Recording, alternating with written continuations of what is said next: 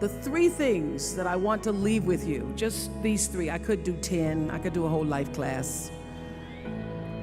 But just these 3 things will carry you if you let them. First and foremost, knowing who you are. Knowing who you are. Being able to answer this question, who am I and what do I want? You know, many times when I go out of the country, I am baffled by that question.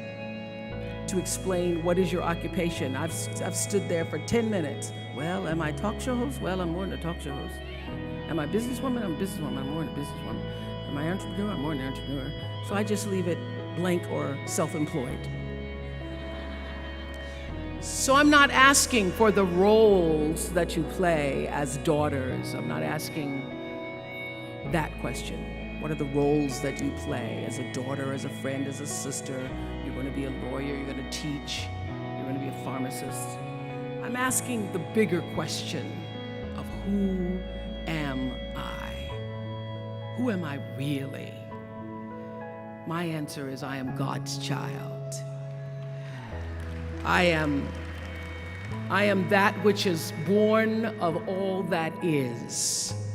I am, as Pierre de Chardin said, a spiritual being having a human experience. Come trailing the breath of the ancestors, yet, but trailing the breath of the angels. And understanding that because I am connected to the source of all that is possible for me. That's who I am. And what do I want? I don't want to just be successful in the world. I don't want to just make a mark or have a legacy. The answer to that question for me is I want to fulfill the highest, truest expression of myself as a human being. I want to fulfill the promise that the Creator dreamed when He dreamed the cells that made up me. What do I want? You must have some kind of vision for your life. Even if you don't know the plan, you have to have a direction in which you choose to go. I never was the kind of woman who liked to get in a car and just go for a ride. I had a boyfriend who would say, let's just go for a ride. I want to know, where are we going? Do we have a destination? Is there a plan? Or are we just riding?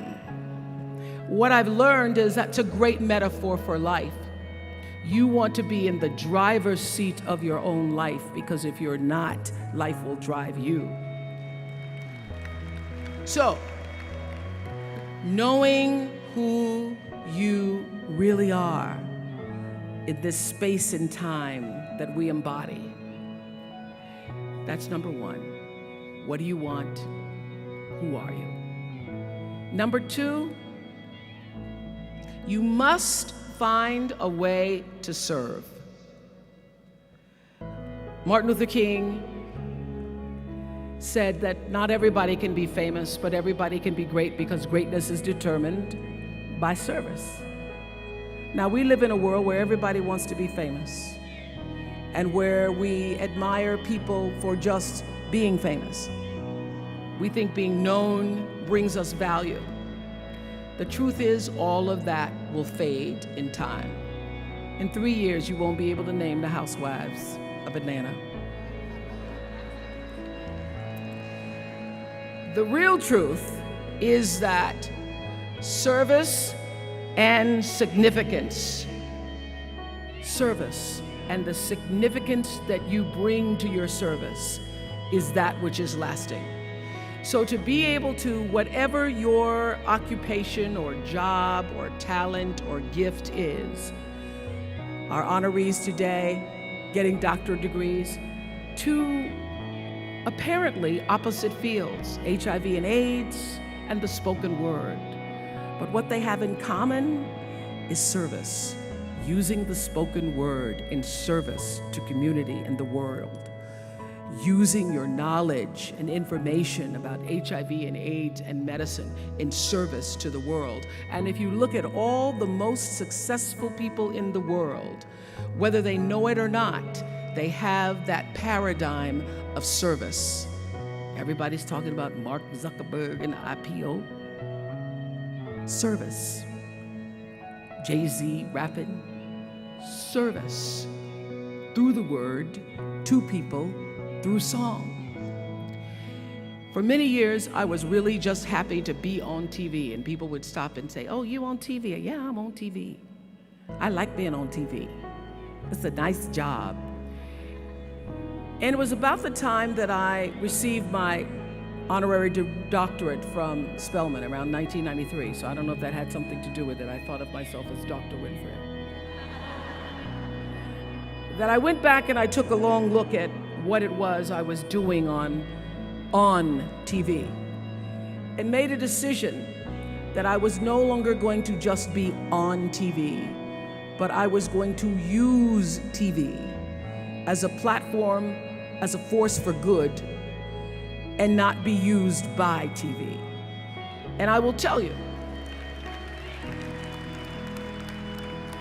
my decision to make that significant change in the way I operated on television, using television as a service, changed my career exponentially.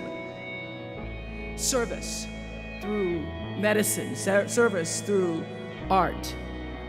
Using whatever it is you produce, your product, as a way of giving back to the world. When you shift the paradigm of whatever it is you choose to do to service, and you bring significance to that, success will, I promise you, follow you. Service and significance equals success. That's number 2. Number 3, it's so simple, but so hard to do. Always do the right thing. Always.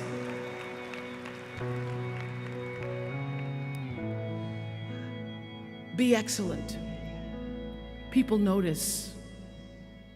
Think of how you notice. You go to Taco Bell, somebody gives you an extra napkin and some sauce. You notice. You want to go back to that person, because even at Taco Bell, excellence shows itself. Be excellent. Let excellence be your brand. Everybody talks about building a brand. I never even knew what that was. When people say, "You're a brand," I would say, "No, I'm just Oprah."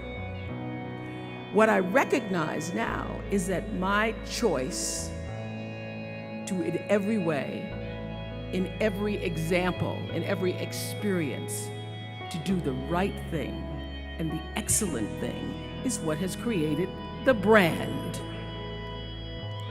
So doing the right thing, even when nobody knows you're doing the right thing, will always bring the right thing to you. I promise you that. Why? Because the third law of motion is always at work. For every action, there's an equal and opposite reaction. That is so true in all of our lives. That's what Newton said. Celia in The Color Purple said it. Everything you even try to do to me, already done to you. Everything you even try to do to me, already done to you. So you don't have to worry about revenge or getting back at somebody, making sure they pay. You just have to do the right thing, and the right thing will follow you even when people don't support it, because you know who you are. When you can do that, grace will follow you, grace and glory. And when they see you coming, it ought to make them proud. They say it's the click of your heels, it's the bend of your hair, it's the palm of your hand, it's the need for your care, because you a woman, you a Spelman woman.